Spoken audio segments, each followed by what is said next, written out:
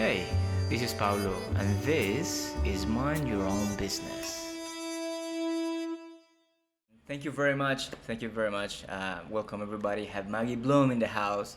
She's in sales. She works with Mailshake. They're doing an amazing job. We can talk about that later on. Maggie, welcome. Mhm. Thank you so much for being here. Yeah, thanks so much for having me. I'm super excited to talk with you today. All right, let's do it. So, who does your business help? Mailshake. Yeah, so our business helps other sales teams be more efficient. So Mailshake is a sales engagement software. My favorite thing about Mailshake is that it's a very simple software because I've never really worked in the software space before this, and something I was nervous about is making sure like I would sound intelligent when selling it. So it's a very simple software for sales reps to make them more efficient. So just helping the salespeople. Amazing. And what motivated you? What brought you to Mailshake? Or I mean, what's your why for your job? Yeah. So my why is I've been in sales probably for 5 years, which is not like a huge amount of time compared to a lot of other people in sales. But my why is, I was at a sales position before doing a lot of sales outreach and had like no tech stack or nothing that was making me more efficient.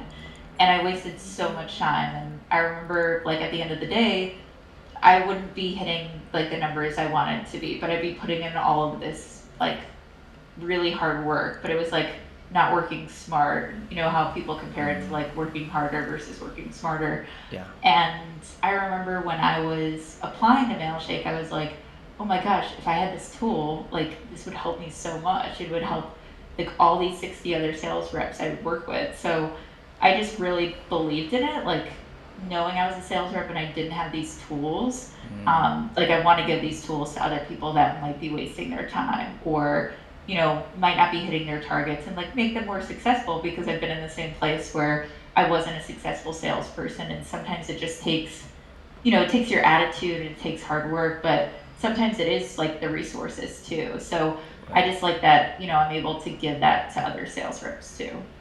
And I'm curious, what's your take about believing in what you sell, as opposed to I do this because I have to. Yeah, that's a really good question. I think it's so important. I've, been a recruiter before and like also in sales and in places I wasn't really passionate about. And recruiting is pretty similar to sales. Like you're selling a position, you're selling a company for someone to work at. And if you don't love working there, how are you going to portray that to other people that you're trying to get to work there too? So I think it's super important. Because I think it comes across like if you have like I can tell that story to leads of mine. Hey, I've been in a place where I used to suck at sales because I didn't have any tools or resources, and if I had like I wish I could have this. And you can hear that through people's voices of like working at a certain place as opposed to just like I don't know selling. Like for me, I don't think it would be that much fun to sell like tax software or something. But that's Yeah. just me, and nothing against tax software. But other people might have like a really big passion about it. Yeah, no, absolutely. And so you're in sales, you've been in sales for 5 years. What advice would you give to a person who's starting out, whether in sales or in any position whatsoever, like in the corporate world in general? Yeah, so I think like a really good thing to know is like you know more than you think you know. And I was just listening to someone speak today about this. Is like you know everyone has like their big story that kind of like created them into who they are, and um, I think as like sales reps, working as an SDR or something like that, like there's a lot of translatable skills. So if you're starting, like I remember I was really scared to start in sales at first because I thought, I don't even have like, I used to be an accountant. I have no like Okay. people skills. Um, how am I going to do this? But I remember like I was a server and I used to be a banquet server and waitress too, and there's so many transferable skills especially in sales that you could learn from just talking with people or having relationships with people. So I think I mean, it's a little bit easier to give advice for people going into sales, but it's like you have more skills that you can pick up on, whether it's like talking to people like your friends, like having really good listening skills. So I just say like lean into those things that you're good at, and they can come from different places. Right. And so your company focuses mainly, I'm this is an oversimplification of it, of course, but mainly in cold emailing people, right? Hmm. Yeah. What would be the best practices for cold email? Maybe two, three key aspects, or what should we focus on when doing cold emailing? Yeah, and it's I think people think it's a lot easier than it is, and it can be easy. It can be simple, basically, but simple Mm. doesn't always mean easy. Right. But there's a lot of people out there that are doing cold email wrong or any type of cold email, and I get really passionate about it because like I have now learned a better way of doing it. I think the biggest thing to remember is like I wish I could coin this as my rule, but I feel like other people have probably said it before, is like the 1-1-1 rule. Meaning when you're doing any type of cold outreach, but just let's say, for example, a cold email. Like in every single cold email, there should be only obviously one email, one problem that you can solve, and then also one call to action. Mm. And I think that's where a lot of people get cold email wrong, is like the first email they want to send over to someone, they want to like explain all their cards. Like for example, Mailshake, like we can help save you time, we can manage things for you, we can make you a better sales rep basically. And if I put all those cards in like the first cold email, it's just going to overwhelm someone. Mm. Or if I ask them, hey, come visit our website, hey, look at my profile, hey, give me a call as a call to action, that's going to overwhelm them too. So it's really keeping a focus on it, which focus is like a broad term that everyone loves to use when doing any type of outreach. Like, just be focused and provide Mm. value. But I think that's a really good way of doing it. It's like in any of your outreach, it's only one email that you're writing, one piece of value, and one call to action. So you have to think about it those terms, and then that's what makes following up, because like everyone says in sales, like you have to follow up. But that's what you would do in each one of those follow-ups too. Right. And Maggie, as a team leader, what do you look for when recruiting, or I mean, how do you spot good talent? Yeah, so I think the important thing is, the willingness to learn. There's set sales processes and sales ideas that, should be universal. But I think some people come from, teams where they can be really stuck in their ways of like, this is what worked in my last team, or the last, service or software or product that I sold. So let me just copy and paste that whole process and bring it to my new team, and I'm going to excel. And that's rarely the case. Like, I think just being adaptable and the willingness to learn. And, I think there's a lot of people out there, salespeople, that have large egos, and they're not ready to change. Like, they just think, like, I used to be a superstar at my last company. So, like, and there's always stuff that you can bring to the table. And I want to hear those ideas, but just being able to, adapt and really being able to think about, like, how can I help my leads? Like, how can I help the people that I'm selling? Because it's probably a bit different than how I've sold before.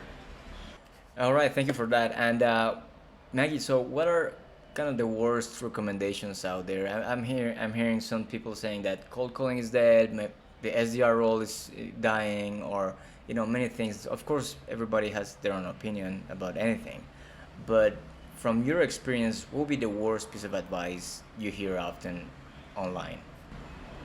Yeah, and I think it's going back to there's so many like opinionated salespeople, and there's so many concepts, like even thinking of like spin selling or Sandler selling or all these different things. So there's just so many opinions across salespeople, like across the board, which you've probably heard too, like cold calling's dead, and they're like drilling it home until like they actually believe in it. But the worst piece of advice that I've ever gotten. So I don't know if other people like would admit this out there in the world, but I remember I was doing sales for a company, and they like almost told me to know less about my product or service. And like they're like, well, you don't have to worry about that because we don't want you to get too confused. Mm. So like an example of this is like, I'd be on a cold call with someone and they would say like, well, how do you do X, Y, and Z? Like how does it actually get to the end point?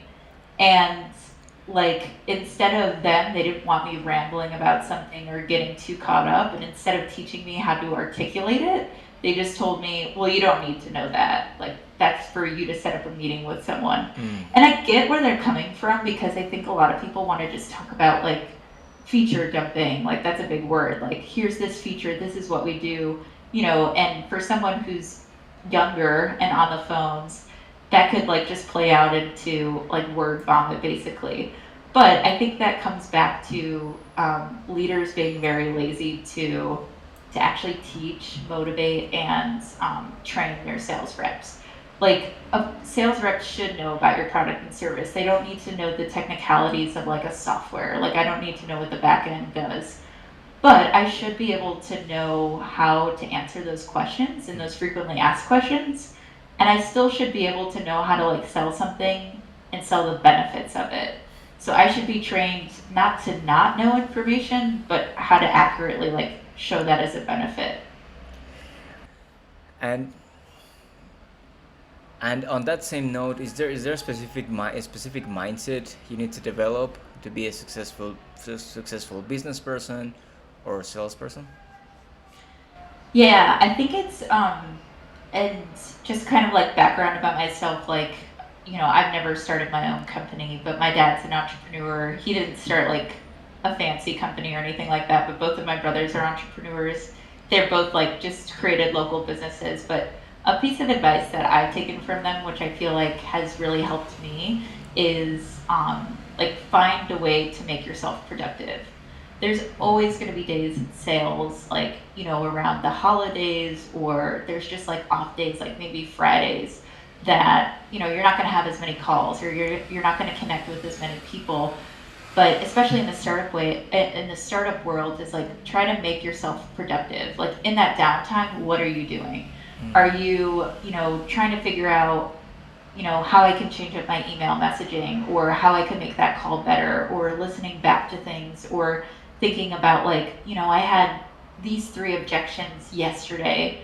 Like, is this something I could bring up to the team? Is like, I'm getting this a lot. Like, what can I do about it? So it's really trying to like not make yourself busy because you don't want to just be doing busy work, but really trying to make yourself productive in those down hours. Yeah.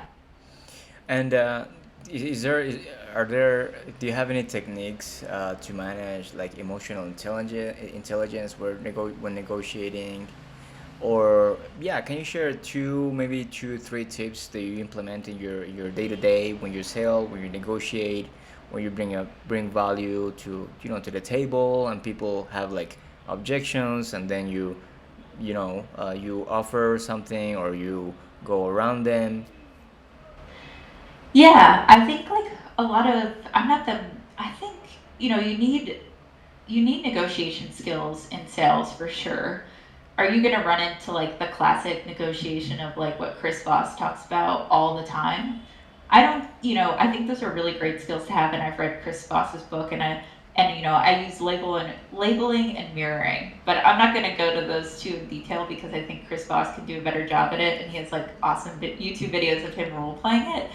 Um, the negotiation that I use daily is the upfront contract, and I feel like most negotiation really starts in the beginning, and it's somewhere where you can set the scene from it. And it doesn't have to be like, a hostile environment for negotiating with people, but it's like creating an agreement up front. So before I start a call with someone, I want to let them know that there's some type of an out, because I've been in a scenario before where I feel pressure to just like stay on the phone with someone, or I feel pressure to like say yes to something.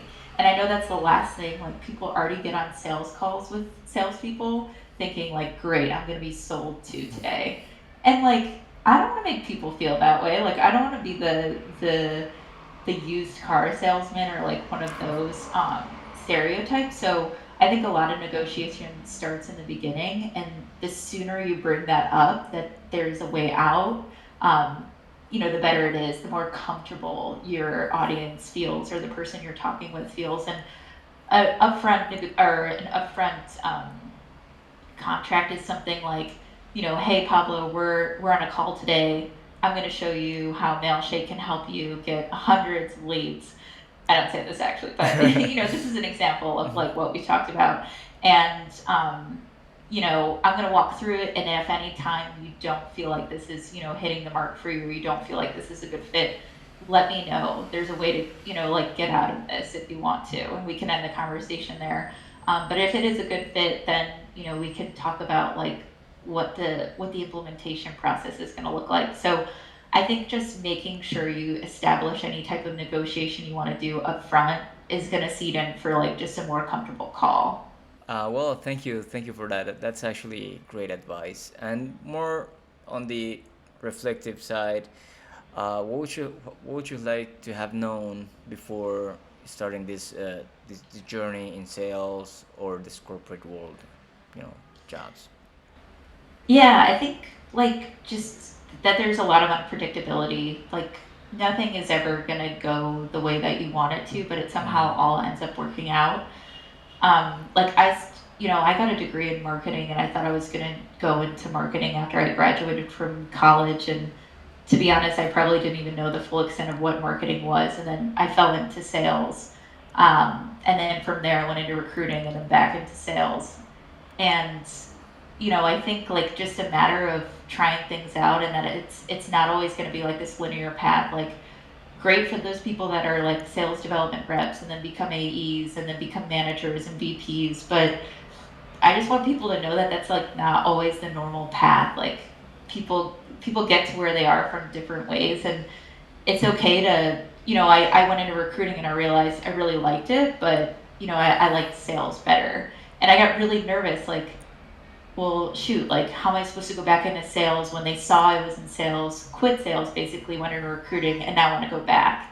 And I was so nervous about that interviewing, but like, don't be. It's okay to like step back, try different things, and like it'll all end up being fine. And I just wish that I knew earlier that like decisions, even if they're bigger ones, aren't gonna ruin everything.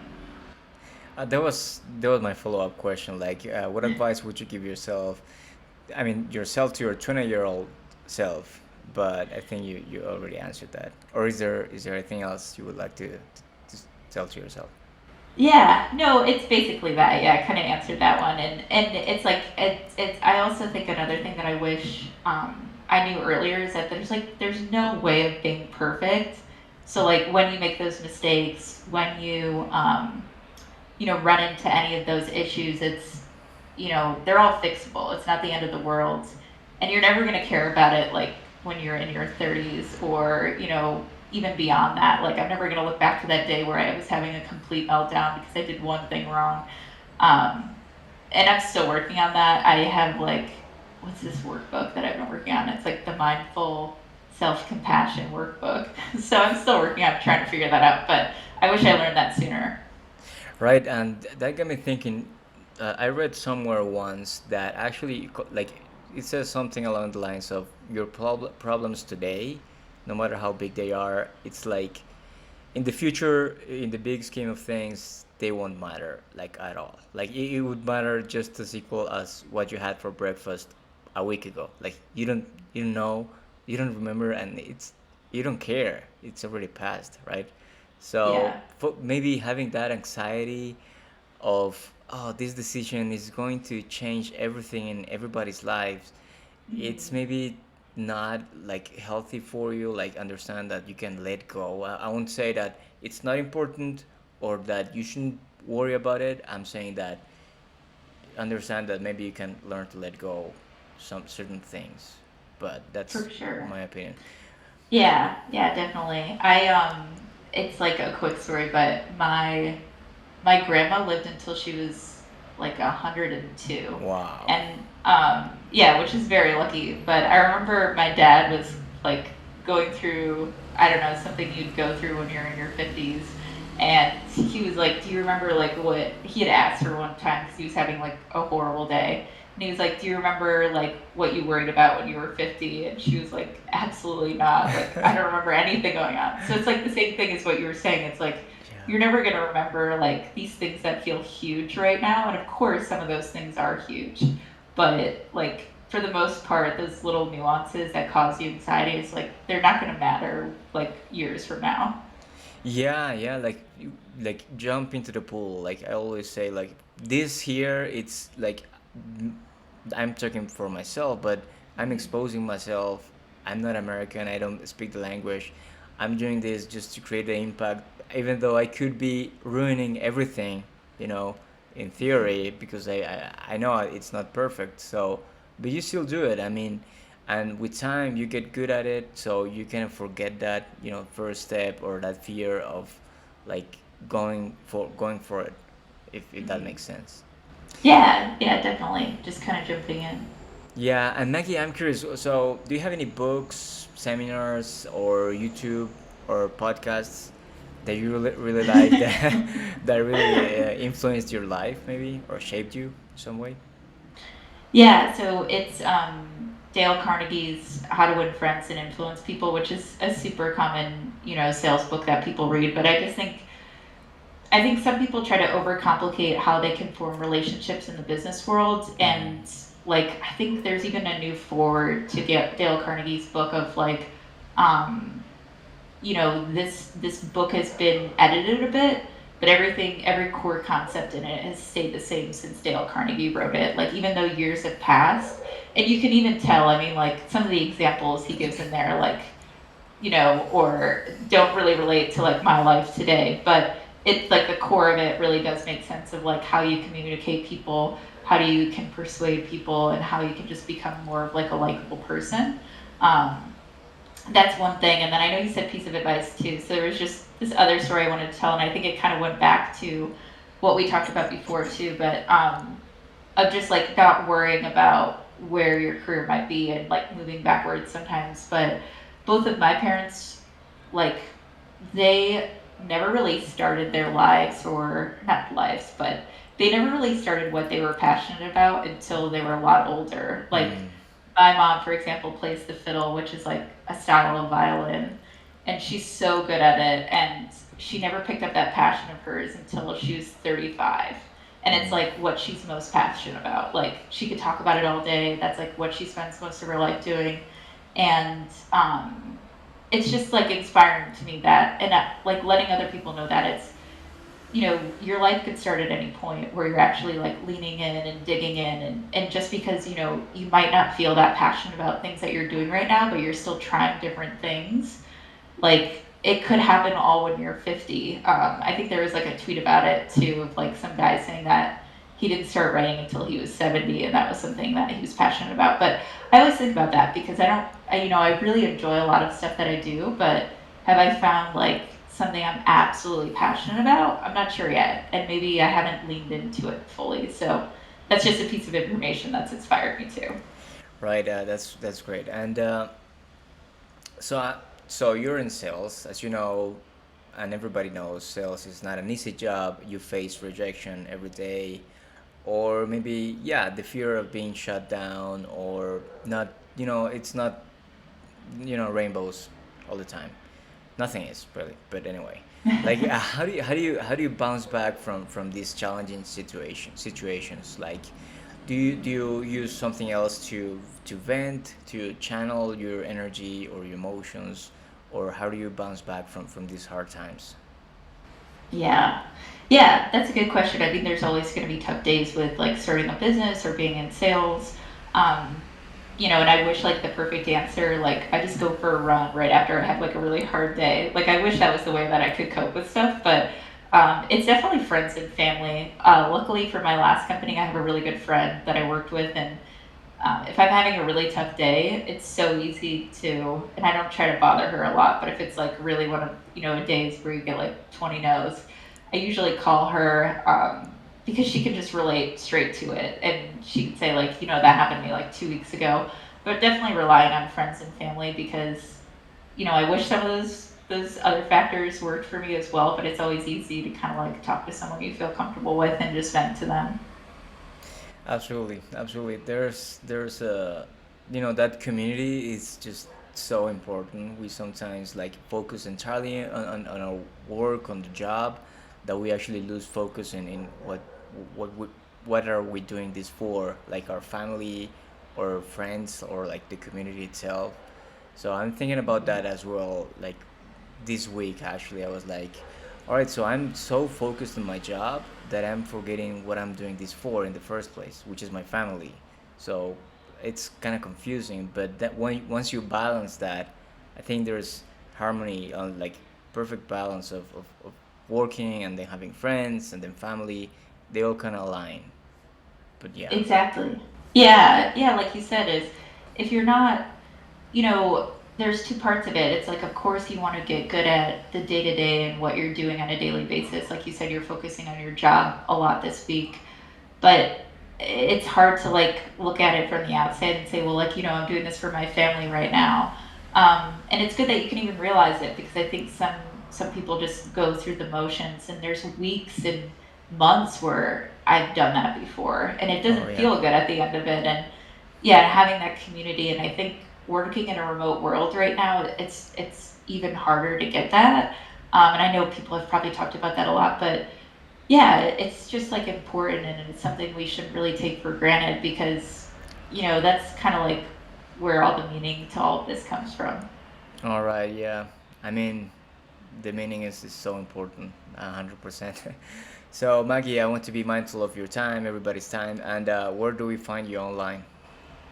Yeah, so you can follow me on LinkedIn if you just type in my name, Maggie Blume, Blume. But that's the easiest way to connect with me.